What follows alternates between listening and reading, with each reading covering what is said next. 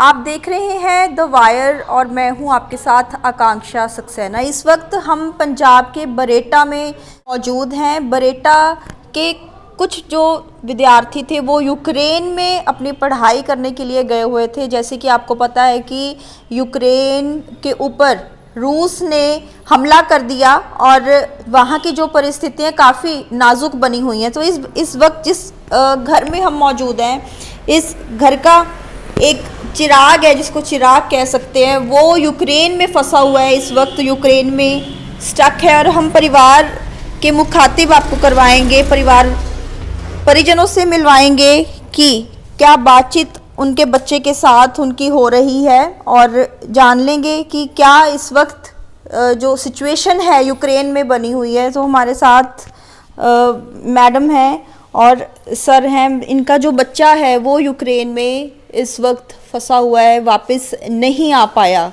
क्या कारण रहे हैं ये जानने की कोशिश करते हैं। मैम, क्या नाम है आपके बेटे का? हाँ जी, पीयूष गोयल। हाँ जी। और कब से जी वहाँ पे वो यूक्रेन में रह रहे हैं? 2017-18 में गया है वो जी। फर्स्ट बैच उसका 3 साल हो चुके हैं, 4th ईयर चल रहा है उसका जी। हाँ जी। और आपका जो बेटा है मतलब वापस नहीं आ पाया। हाँ जी। और आपके बरेटा के ही टाउन के 2 बच्चे हैं जो वापस आ चुके हैं। क्या कारण रहे आपका बच्चा क्यों नहीं वापस लौट पाया? क्योंकि हमारे बच्चे की यूनिवर्सिटी उनसे डिफरेंट थी। एक तो ये कारण रहा जी। कि बाकी जो फ्लाइट्स थी बच्चों की अलग अलग टाइम पे हुई थी। उनकी फ़्लाइट पहले थी, हमारे बेटे की अभी फ़्लाइट 27th की है। तो उससे पहले ही अभी वहाँ पे इमरजेंसी लागू हो गई है, तो कोई फ़्लाइट्स आ नहीं रही। सारी जो आज भी आनी थी, उसके फ्रेंड्स ने आज आना था, उनकी भी कैंसिल हो चुकी हैं। क्या आपका बच्चा किस सब्जेक्ट में वहाँ पे पढ़ाई कर रहे हैं? हाँ जी, वो MBBS की पढ़ाई कर रहे हैं। हाँ जी। तो आपकी लगातार बात हो पा रही है, राब्ता हो पा रहा है उनके साथ? हाँ जी, बच्चे से लगातार बात तो हो रही है, बट वो कहीं आ जा नहीं सकते। उन्होंने अभी इस वक्त वो कहाँ है? यूक्रेन की किस सिटी में? हाँ जी, वो खार्किव में है। अच्छा जी। हाँ जी, वहाँ पे उन्होंने फ्लैट लिया हुआ है और वहाँ पे रह रहे हैं। आपके बच्चे के साथ और कितने उनके साथ स्टूडेंट्स हैं? भारतीय मूल के कितने? हाँ जी, वहाँ पे तो उसकी यूनिवर्सिटी में कोई 5-7 हज़ार बच्चा होगा। तो अभी तो वहाँ से कोई 500-400 बच्चा ही निकला होगा, सभी बच्चे वहीं पे हैं। जो 2 जहाज वापस लौटे हैं, भारत आए हैं, तो उसमें तो कुछ कम ही बच्चे आए हैं। उनमें तो ज़्यादा बच्चे आ ही नहीं पाए। एक जहाज में बच्चे आ भी कितने सकते हैं जब वहाँ पे है ही 20,000 बच्चा इंडियन, तो कैसे आएंगे इतने बच्चे 2 जहाज़ों में? वो तो हम सबको ही पता है। तो वो तो धीरे धीरे ही रेस्क्यू हो पाएंगे। अब तो वो नो फ्लाई जोन घोषित हो चुका है, इसलिए अब तो सिर्फ इंडियन गवर्नमेंट ही कुछ कर सकती है बच्चों को लाने के लिए। अदरवाइज जो हमने टिकटें करवाई हैं उनकी तो कोई वैल्यू नहीं है। आपने जो टिकट करवाई थी, किस दिन की टिकट आपको मिली थी? हमें टिकट मिली थी 27th की। अच्छा जी। हाँ जी। और वैसे रात को ही उसने बोल दिया था कि शायद 27 को तो नहीं आएंगे हम, 28 भी हो सकती है, 2 भी हो सकती है आगे, कुछ कह नहीं सकते। कुछ कल ही उसको लगने लगा था उन लोगों को कि माहौल तो वहाँ पे बिगड़ना शुरू हो गया है, पर आज सुबह ही ज़्यादा ख़राब हुआ है। कल शाम तक भी इतनी दिक्कत नहीं थी कि बच्चों को ये नहीं था कि हम आ नहीं पाएंगे। वो तो आज ही अचानक जो रात को अटैक हुआ है ना, उसके बाद ही बच्चों को ज़्यादा वो हुआ है, डर का माहौल बना है वहाँ पे। आपकी बातचीत बच्चे से हो रही है वहाँ पे। मैंने सुना है कि जो साइबर के ऊपर भी अटैक किया गया, साइबर फैसिलिटीज़ के ऊपर भी अटैक हुआ है। क्या बच्चे से आपकी बात हो रही है रेगुलर? तो बच्चे से रेगुलर बात हो रही है, वीडियो कॉल पे या? हाँ जी, सुबह हुई थी वीडियो कॉल, उसके बाद तो नहीं कर पाए हम। अच्छा जी। बस बाकी बाद में तो हम वैसे वॉइस कॉल पे ही बात कर रही हैं। तो आपके बेटे के साथ अभी कौन है वहाँ पे? उसके साथ उसका कोई सीनियर बच्चा है जो उसका फ्लैट में ही रहता है, उसके मॉड से है वो। मॉड मंडी से? हाँ जी। अच्छा जी। तो किस तरह की परेशानियों का सामना करना पड़ रहा है आपके बेटे को? आपसे बातचीत हो रही है, क्या बता रहे हैं कि किस तरह की प्रॉब्लम उनको फेस करनी तो पड़ रही यही है कि वहाँ के जो लोकल पब्लिक है उनको तो वहाँ से शिफ्ट कर दिया गया है। अच्छा जी। तो अब इनके शिफ्टिंग का वो चल रहा है, देखो क्या सिस्टम बनाते हैं शाम तक। अगर बच्चों को आज शाम लेके जाते हैं वहाँ से निकाल के, या कल तक, हम कुछ कह नहीं सकते उसके बारे में। वहाँ की एडमिनिस्ट्रेशन के साथ उनका लिंक है? इंडियन जो एम्बेसी है वो बच्चों के साथ रेगुलर, हाँ जी, वो बच्चों से बात भी कर रही है। उन्होंने बच्चों की लोकेशन, बच्चों के कॉन्टेक्ट नंबर सब कुछ ले रखा है। और वो बच्चों से बात कर रही यूक्रेन की तो यूक्रेन में इंडियन एम्बेसी का ऑफिस है, वो बच्चों के साथ रेगुलर कांटेक्ट में है। टच है। हाँ जी, हाँ जी। तो पहले नहीं कोई आपको इस तरह की इन्फॉर्मेशन थी कि जो हालात है, क्योंकि काफ़ी टाइम से पिछले 1.5-2 महीने से तो काफ़ी चल रहा था कि शायद जो युद्ध है आपस में हो सकता है दोनों देशों का, तो ये इन्फॉर्मेशन आपको पहले नहीं थी कि ऐसी जो परिस्थितियां बन सकती हैं? नहीं, ऐसी कोई बात नहीं थी। तो हम बच्चों से बात भी करते थे कि आप आ जाओ, जैसे हालात हम सुन रहे हैं। पर उन्होंने यही बोला कि इंडिया के मीडिया में ज़्यादा हाइक है, पर मम्मा यहाँ पे कोई डर नहीं है। अच्छा। कोई दिक्कत नहीं है, आप लोग टेंशन मत लो। फिर भी जब हम बार बार कहते रहे तो उसने टिकट करवा लिया 27 का। कब करवाया था टिकट बुक उन्होंने? टिकट हमने 22 को करवाया। 22 फेब को? हाँ जी, हाँ जी। तो उन्होंने चार्टर प्लेन की टिकट पर करवाई वहाँ से थी। तो जो फॉरेनर बच्चे थे काफ़ी टाइम से, मतलब 13 को चलना शुरू हो गए थे वहाँ छोड़ना, यूक्रेन छोड़ना। एक्चुअली बहुत सारी यूनिवर्सिटीज़ पहले ही ऑनलाइन हो गई थी। तो उन बच्चों ने आना शुरू कर दिया। इसकी यूनिवर्सिटी तो अभी तक भी ऑफलाइन है, आज भी क्लास थी उसकी। तो इसकी यूनिवर्सिटी ऑफलाइन ही चल रही थी। आज गए थे फिर वो कॉलेज? हाँ जी, तो वो बच्चे गए हैं, आज भी उसकी यूनिवर्सिटी थी, क्लासेस चल रही थी। तो फिर बच्चे इसीलिए नहीं सोच रहे थे इंडिया आने के लिए कि अगर ज़्यादा दिक्कत लगेगी यूनिवर्सिटी को तो वो खुद ही ऑनलाइन क्लासेस करके हमें कहेंगे। बट जब हम ही ज़्यादा फ़ोन करते रहे तो उसने टिकट करवाई। हाँ जी। जैसे कल एक जहाज वहाँ पे नहीं लैंड करने दिया गया क्योंकि वहाँ पे अटैक हो चुका था, तो आपने कोशिश नहीं की कि हमें जल्दी टिकट मिले? नहीं, मिल नहीं रही थी। मिल नहीं रही थी। नहीं, 19 को ही हमने हाँ जी, 19 तारीख को उसके खाते में पैसे डाल दिए थे। ठीक है जी, इसके बाद उसको टिकट नहीं मिली है। ठीक है जी। ਕਿਉਂਕਿ ਟਿਕਟਾਂ ਸਭ ਇਸ ਤੋਂ ਪਹਿਲਾਂ ਜਿਹੜੇ ਬੱਚੇ 19 ਤਰੀਕ ਨੂੰ ਕਰਾਈਆਂ ਸੀ हाँ जी। ਤੇ ਉਹ ਬੱਚੇ ਵੀ ਨਹੀਂ ਅੱਜ ਆ ਸਕੇ। ਉਹਨਾਂ ਨੂੰ 24 ਤਰੀਕ ਦੀ ਅੱਜ ਫਲਾਈਟ ਸੀ ਜੀ, ਫਲਾਈਟ नहीं आ सकी जी। टिकटा कहते हैं कि टिकट्स जो है महंगी भी काफ़ी मिली है। जो इसके साथ के बच्चे थे जिन्होंने आज आना था 24 को, उनको रिटर्न टिकट 57 की मिली थी। अच्छा जी। और हमें वन साइड की टिकट ही 49.5 में मिली है।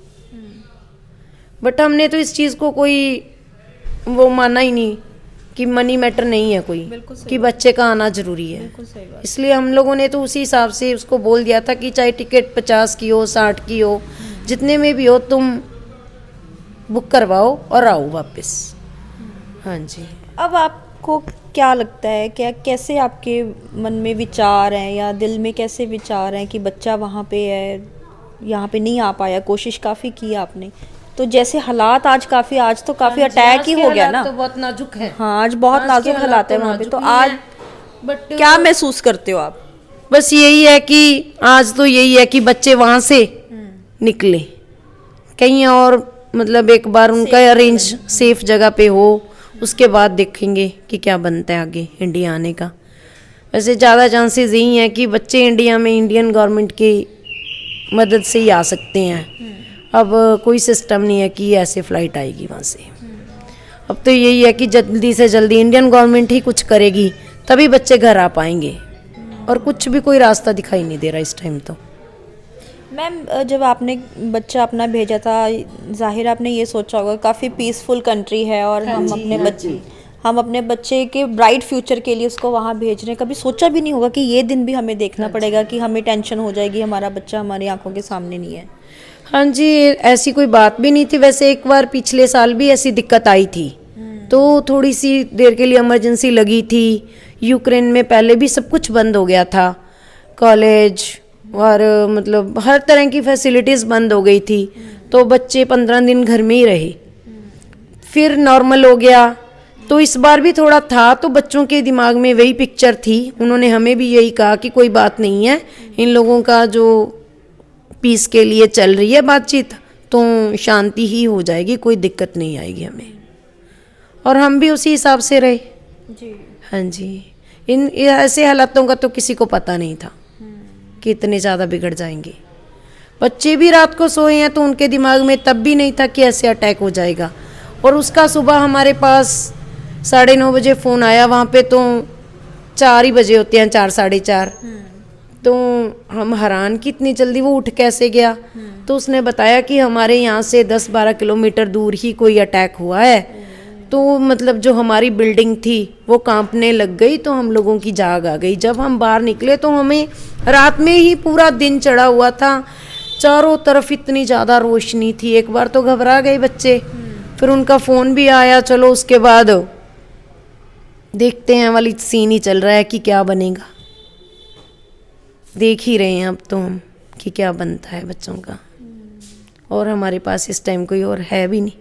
हम तो प्रे ही कर सकते हैं बच्चों के लिए कि सब कुछ ठीक हो जाए और हमारे बच्चे घर आ जाएं। क्यों ਤੁਸੀਂ ਸਾਹਮਣੇ ਸੇ ਟੈਂਕ ਚੱਲ ਰਹੇ ਹੋ हजे सामने से टैंक जा रहे हैं हजे कीव चो निकले?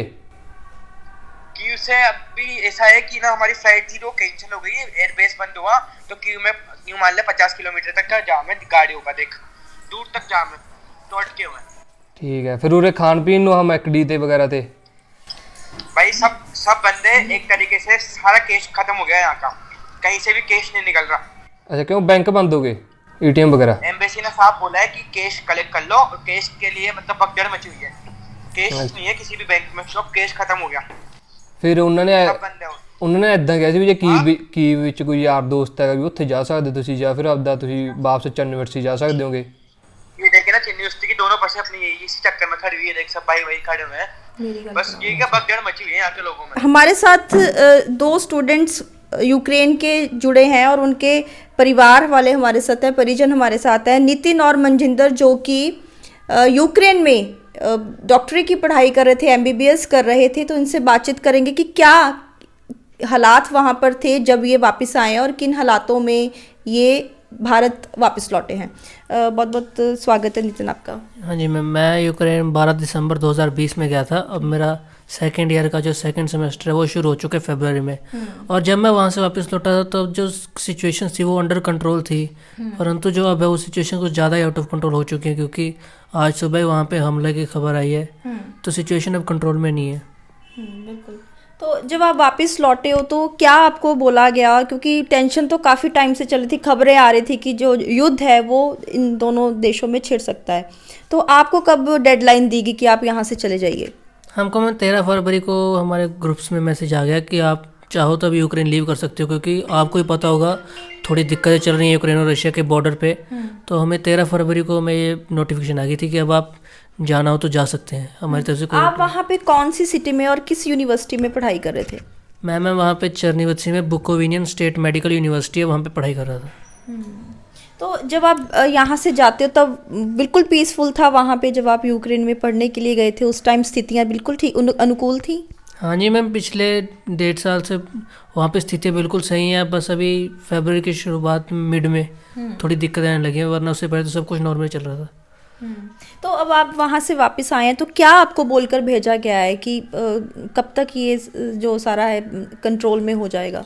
मैम पहले तो हमारे ये मैसेज आया था कि 15 दिन में, फिर अभी लेटेस्ट है कि 1 महीना कहते हैं, 1 महीने के बाद हम प्रे करते हैं कि सब कुछ नॉर्मल हो जाए, और जितनी जल्दी नॉर्मल होता है उतनी जल्दी आपको वापस बुला लिया जाएगा ताकि आपकी पढ़ाई ऑफलाइन शुरू हो जाए।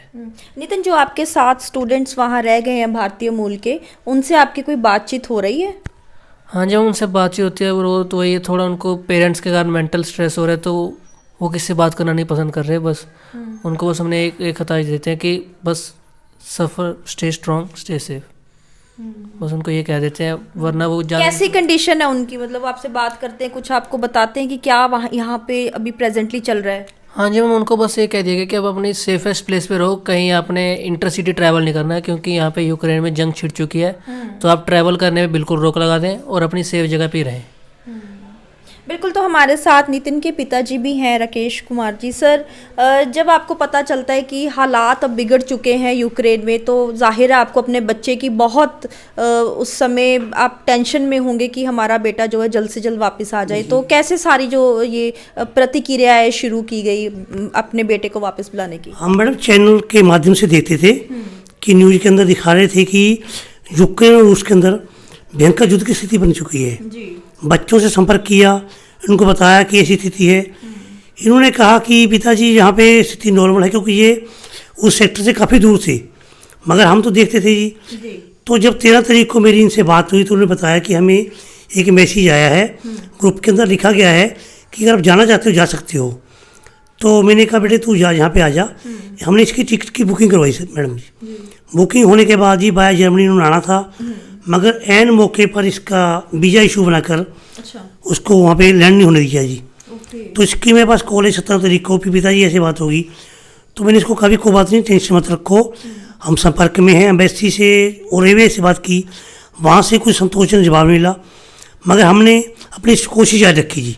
तो हमारे जो मित्र हैं, जानकार हैं, जो जैसे हमारे अमेडी प्रिया है जी, जिनके माध्यम से हम जहाँ पे गए थे, हमने उनसे संपर्क किया, उन्होंने कहा भी कोई बात नहीं, आप एक बार किसी भी तरह इसको टिकट को अवेलेबल करके यहाँ बुलाइए। हम संपर्क में रहे जी, टिकट दोबारा होगी जी। दोबारा होने के बाद 19 तारीख को 3:05 पे इसकी फ्लाइट वहाँ चली जी। जब इसकी फ्लाइट वहाँ चल गई जी, तो इसने हमें थोड़ा सा वीडियो शूट की भेजा, तो हमारे मन को शांति हुई। 2 दिन बाद ये हमारे पास घर पे यहाँ जी पहुँच गया। हमें इस चीज़ की खुशी है कि इस जंग के माहौल से पहले हमारा बच्चा हमारे पास है, हम संतुष्ट हैं, मगर इस बात का दुख भी है कि इसके मित्र दोस्त जो बड़ी गिनती में हिंदुस्तानी हैं वहाँ पे हैं और वो परेशान हैं। मैं भारत सरकार से गुजारिश करता हूँ कि अपने सोर्स लगा करके जी बड़ी गिनती में उनको निकाला जाए। वैसे आज मतलब जो माहौल है, ना तो रेलवे जा रही है कोई जी, ना भारत सरकार वहाँ पे अपने को फ्लाइट भेज सकती, तो भारत सरकार दूसरे देशों से संपर्क कर कर किसी न किसी तरह उनको अपने दूसरे देशों में शिफ्ट करे और उस बाद में अपने माध्यम से उनको वहाँ निकाले, ताकि वहाँ पे बच्चे सुरक्षित महसूस करें। आज जो स्थिति है बड़ी तनावपूर्ण है। जब माहौल ठीक हो गया तो हम बच्चे द्वारा वहाँ पे भेजेंगे भी, स्टडी पूरी करानी है। अब आगे का समय देखते हैं परमात्मा को क्या मंजूर है। हम तो दुआ करते हैं कि ये वार खत्म हो, बच्चे अपने द्वारा स्टडी करें। तो बिल्कुल ये हमारे साथ नितिन और उनके पिताजी मौजूद थे, जिन्होंने बताया कि कितनी मशक्क़त के बाद जो है नितिन को वापस भारत बुलाया गया, और जो फ़िलहाल परिस्थितियां बनी हुई हैं यूक्रेन में वो काफ़ी तनावपूर्ण है। और इनका ये भी कहना है कि भारत सरकार की तरफ से इनको को किसी भी तरह की सहायता नहीं की गई। जो बच्चों को वापस बुलाया गया है, जो भारतीय मूल के बच्चे थे और यूक्रेन में MBBS की पढ़ाई कर रहे थे, उनको के परिजनों ने अपने ही लेवल पर वापस बुलाया। पंजाब से द वायर के लिए आकांक्षा सक्सेना।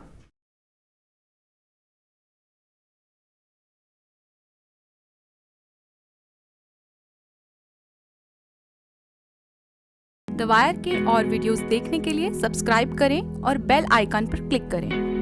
स्वतंत्र पत्रकारिता की आर्थिक मदद करने के लिए डिस्क्रिप्शन में दिए गए लिंक पर जाएं और अपनी राशि चुनें।